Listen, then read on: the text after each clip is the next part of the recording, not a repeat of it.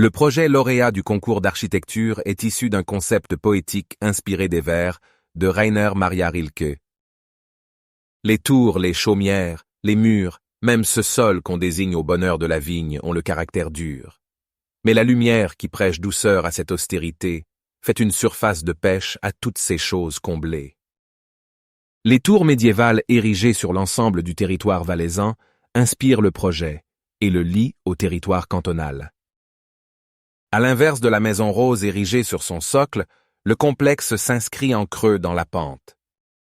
L'historien Gaétan Cassina écrivait dans son texte de 1983 « Personne ne contestera les qualités du projet retenu pour la future réalisation ».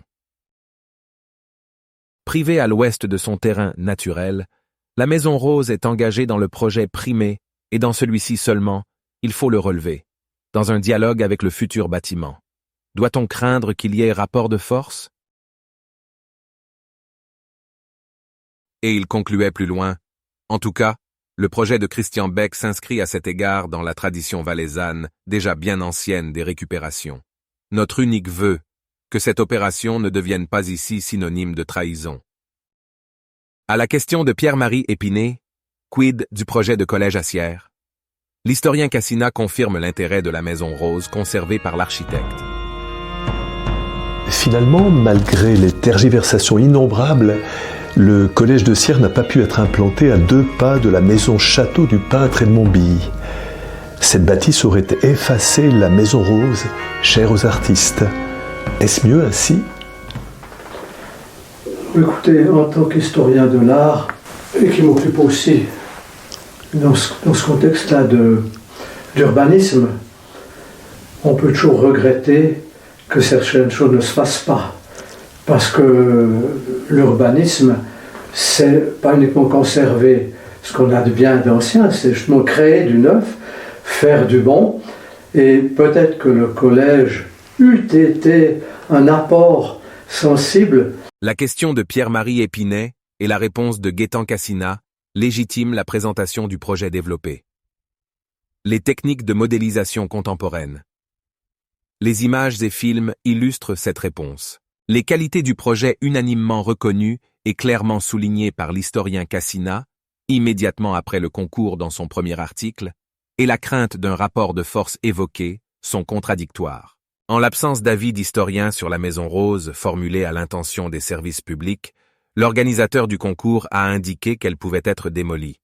Dès lors, la conservation décidée par l'architecte n'est pas anecdotique. C'est une contrainte d'organisation des espaces dans une zone de terrain réduite pour composer avec la Maison Rose. C'est la mise en forme du tout et des parties qui s'attachent aux accès pour former contention du terrain, autour d'une cour abaissée d'où jaillit la tour issue du concept poétique. C'est au travers de la vigne, par le sud, le nord, l'est, l'ouest que l'on accède au complexe. Les chemins de terre battus et filtrantes débouchent sur les cours et zones de détente.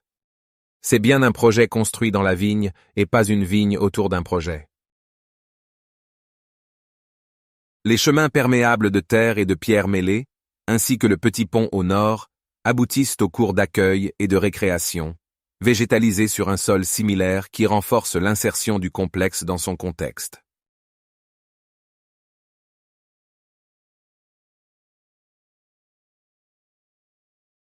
Les entrées se situent en 2 endroits, au niveau de la cour inférieure accessible depuis les chemins sud, est et ouest, ainsi que depuis la place hémicyclique au nord. Les salles de sport disposent d'accès supplémentaires depuis la cour inférieure dont profite aussi l'arrière-scène du théâtre. Les entrées et les circulations sont communes aux différentes parties du programme.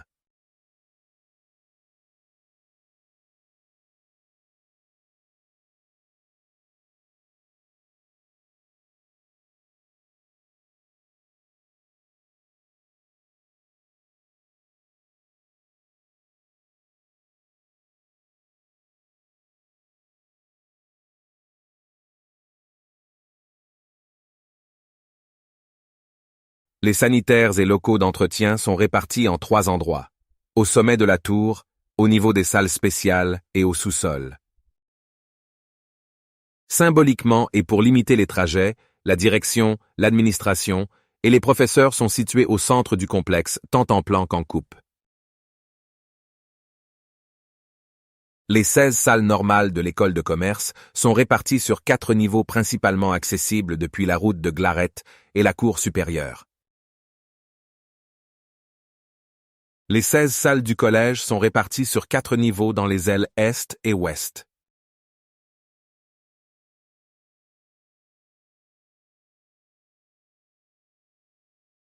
Disposées radialement sur le théâtre, les salles spéciales réalisent le système structurel nécessaire.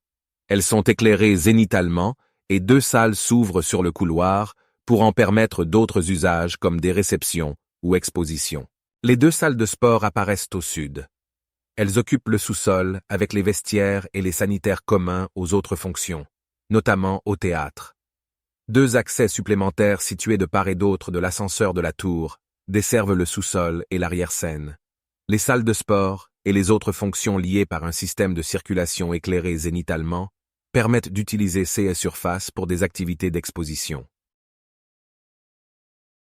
Le foyer est situé sous la conque de l'amphithéâtre directement accessible depuis la cour. L'aula est ouverte sur la cour par l'intermédiaire des balcons d'accès latéraux qui servent aussi aux entr'actes. La fermeture de ces balcons pour le contrôle de la lumière naturelle augmente les usages possibles tels que conférences, séminaires, aula de l'école et bien sûr, théâtre. Les possibilités d'ouverture latérale de la scène sur la cour permettent d'organiser des événements entre l'intérieur et l'extérieur. Les spectateurs se déplaçant entre les différentes représentations, stand-up, concerts ou multispectacles. Cette présentation des parties du projet et de son fonctionnement accompagne les explications sur l'implantation et le rapport à la Maison Rose et souligne la réponse donnée à l'historien Cassina. Un projet d'architecture n'est pas que l'image de son tout. C'est aussi, et pas seulement, la synthèse de structures élégantes, de cadres de vue, du contrôle de la lumière et de l'usage de matériaux durables dans une mise en forme et en espace destiné à répondre simultanément au contexte et aux besoins des usagers. Ce rappel des besoins et de la performance consistant à y répondre est celui qu'il y aurait eu lieu de mettre dans la balance. D'un côté, la Maison Rose conservée, et qui n'est pas un chef-d'œuvre du 19e, mais bien la maison de loisirs qu'un ecclésiastique a eu les moyens de se construire. De l'autre, un complexe culturel, de formation et de loisirs pour 500 élèves et des milliers de valaisans de Sierre et des environs qui profitent de la polyvalence des infrastructures pour aller au théâtre, assister à des séminaires et visiter des expositions à proximité de la Maison Rose conservée. La distance de la gare au complexe évoquée par l'historien pour minimiser l'intérêt du site est surprenante. Gaétan Cassina convient qu'un ecclésiastique ait pu se construire cette maison de loisirs dans cette vigne. Mais curieusement, il hésite à ce que des milliers de collégiens et d'étudiants puissent y être formés pour profiter de cette qualité d'environnement. La qualité d'un site d'enseignement serait-elle sa seule proximité avec la gare? Considérant que l'architecte s'est préoccupé de la Maison Rose en l'absence des historiens immobiles, n'ont-ils pas tardivement réagi et adapté leurs réactions alors que quelques opposants faisaient connaître leurs avis? N'ont-ils pas évoqué la Maison Rose comme sujet des peintres en oubliant les vers de Rilke? Fier abandon de ces tours qui pourtant se souviennent, depuis quand jusqu'à toujours, de leur vie aérienne. Cet innombrable rapport avec la clarté pénétrante rend leur matière plus lente et leur déclin plus fort.